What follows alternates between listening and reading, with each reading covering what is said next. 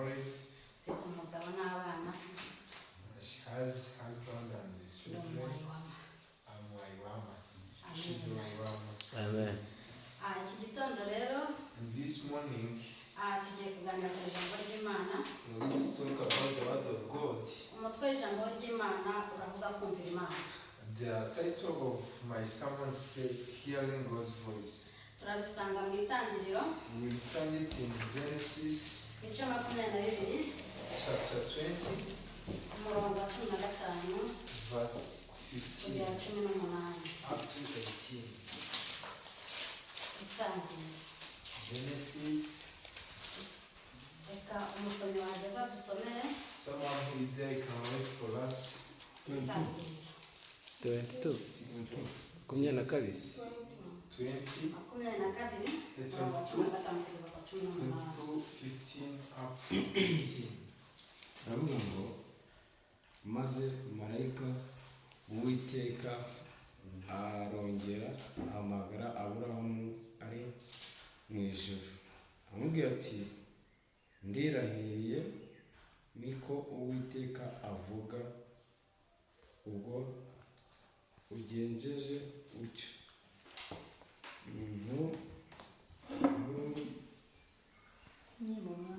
ntunyime umwana wawe w'ikinege yuko no kuguha umugisha nzawuguha umugisha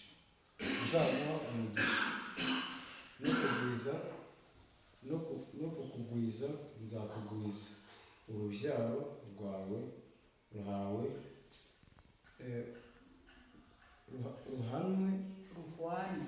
ruhwane n'inyenyeri zo mu ijuru kandi ruhwane umusenyi wo ku nyanja,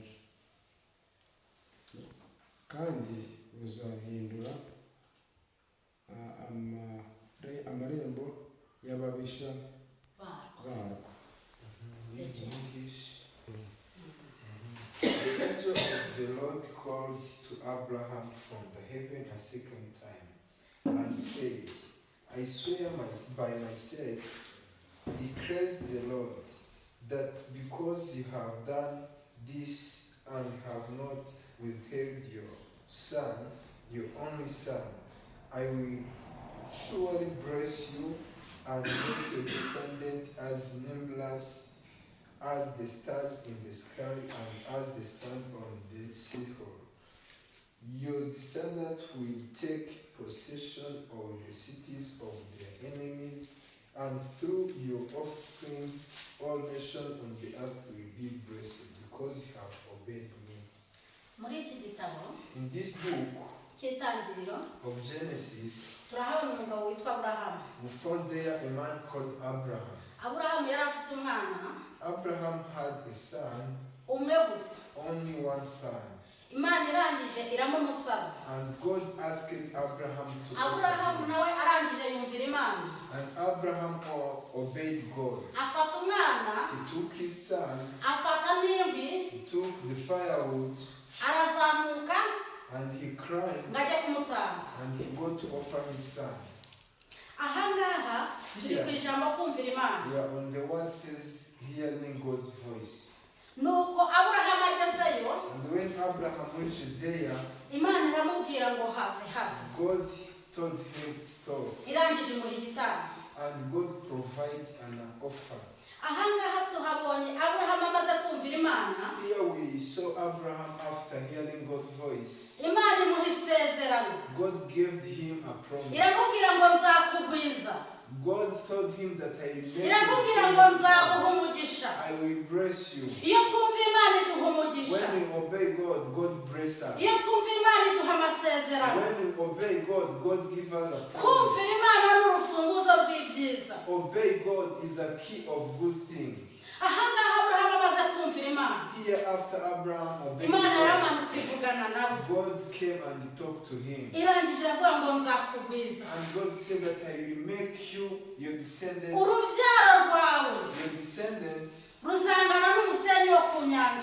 They will be like a sand on the sea. iri ryari isezerano riturutse mu kumvira Imana. This was a promise from. Nawe iki gitondo niwumvira Imana, And this morning, if you hear the voice of God, irajyana nawe isezerano I rishya. will have a promise with Iki you. gitondo niwumvira Imana, This morning, if you obey God, iraguha umugisha. He will bless you. Iki gitondo niwumvira Imana, This morning, when you hear the voice of God, iraguteza indi ntambwe. He will make you a step forward. Haleluya. Kumvira Imana To hear the voice of God, bizana umugisha. bring a blessing. Amen. Amen.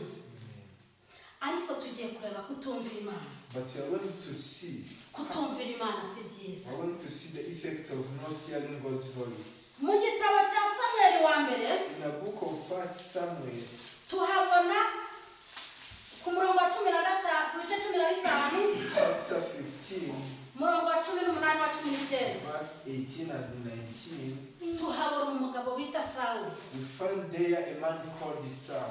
Sawuli uyu nguyu This man Saul, Imana yaramutumye God sent him. ngo ajye kurimbura Abimeleki. He got to destroy Amalek people. Turimo kureba ingaruka zo kutumvira. We are seeing the effect of not obeying God. Nuko Sawuli akigenda And when Saul went, agezeyo ntabwo yumviye Imana, when he reached there, he didn't obey God. ahubwo hari ibyo yarokoye. There is something he hided. Arokora umwami He w'Abimeleki, hided the king of Amalek. abagore beza arabarokora, He hided the iby'agaciro arabirokora. He hid everything which had value. Icyo tubona aha ngaha ni uko kutumvira Imana bizana urupfu. What we see here, not obeying God brings death. Sawuli amaze kutumvira Imana, After Saul not obeying God, ubwami bwe bwahawe Dawidi, his kingdom was taken by David. kandi Sawuli byamuzaniye urupfu. And that brings a death to Saul. Reka turebe ibintu byatuma utubaha Imana. Let we see something which can Ubwibone iyo bwaje butuma umuntu atubaha Imana. Pride is the first thing which can hide you to obey God. Kwishyira hejuru iyo kwaje mu mutima bituma utumvira Imana. To be arrogant, when it has come in your heart, it hinds you to become the obedience from God. Icyubahiro cyaje muri wowe gituma utubaha Imana. When you have pride, Ukumva uri hejuru. you feel like you are high. Ibi ni ibintu bishobora gutuma utumvira Imana. Those are things which can Kuko hide icyaha kiba you cyamaze from God. kwinjira. Because sin has already entered in your heart. Kandi iyo icyaha cyinjiye When a sin entered, ntabwo wakumvira Imana. you can't obey God. Iyo umuntu atumvira Imana When someone doesn't obey God, bizana urupfu kuri we. it brings death to him. Urugero, For example, Herode ahagaze imbere y'abantu Herod, when he stood in front of yari God, abayoboye, he was a leader. arangije aterwa n'ubwibone aravuga. And he attacked by the pride and he spoke. Yumva avuze nk'Imana ndetse n'abari baraho baravuga batavuze nk'Imana. And he thought that he was speaking like God. Ubwibone buraza muri we. A pride came to his heart. Arangije abiri. And that time he died. Ibi ni ibintu byamutandukanya n'Imana. Those are things which can Ibintu separate byatuma you from utumvira God. Imana. A thing which can Iki hide you gitondo from God. witandukanye nabyo. This morning, separate yourself from God. Witandukanye n'ibintu byatuma utumvira Imana. Separate yourself from those things which cannot allow you to hear the voice. Niba ubona hari aho ubwibone bwakwinjira witandukanye nabyo. If you see there is some place where your pride can. Niba icyubahiro muri wowe kirimo witandukanye nacyo kuko If you icyubahiro ni see there icy'Imana. is somewhere that you think they can pass a pride in you, just separate it from you. Ibyo byose byatuma utumvira Imana witandukanye nabyo. Other thing which can hide you to obey God, separate it from yourself. Sinzi neza icyo Sawuli yatekerezaga I don't know what Saul was thinking igihe Imana yari imutumye. when God sent him. Kamubwira ngo urimbure, God told him to ukureho. to remove everything, Arangije wararokora. but he saved some of it. Uyu munsi icyo Imana igushakaho Today, what God wants on you, irashaka kukuraho byose byagutandukanya nayo. He wants to remove everything which can separate Irashaka you. kukuraho byose byatuma utayumvira. To remove everything which cannot allow you to obey Him. Irashaka kukuraho icyo cyubahiro cyawe. He wants to remove that your pride. Irashaka kukuraho ubwo bwibone bwawe. He wants you to remove that your arrogant. kuko y'ubwibone bwaje ntabwo wabasha kumvira Imana. Because when pride came in you, you can't obey God. Imana irashaka kuyumvira iki gitondo. God wants you to obey Him this kuko morning. twabonye ko hari amahirwe cyangwa se umugisha bituruka mu kuyumvira. Because we saw that there is a blessing, there is a chance which comes from obeying God. Twatangiriye ku mugabo Aburahamu. We started from the man Abraham. Aburahamu yumviye Imana. Abraham obeyed God atitaye ko afite umwana umwe. without focusing that he have only one son. arangije kumvira Imana. After hearing God's voice, Imana imuha isezerano God gave him a promise kubwo kuyumvira. for obeying Him. Iki gitondo rero This morning, ukora ibintu byatuma utumvira Imana. remove everything which hinds you to obey a voice of God. ukora ibintu byagutandukanya n'Imana Remove everything which separates you to be closer to God, kugira ngo wakire umugisha so w'Imana. that you can approach the blessing of God. Iki gitondo With this morning, kingura umutima wawe. open your heart. ni umunsi wo kwa kabiri. This is the Tuesday. ni umunsi wo kuba imbere y'Imana. It's a day of being in front of the ni presence umunsi of wo God. kwigwa mu ibyo kurya. It's the time of denying food. ariko mbere y'uko ureka ibyo kurya But before you deny food, ubanza ukora ibyo byose byagutandukanya n'Imana. remove everything which can separate you from approaching God. iyo umuntu yitandukanyije n'Imana Because when someone is separated from God, arapfa. he died.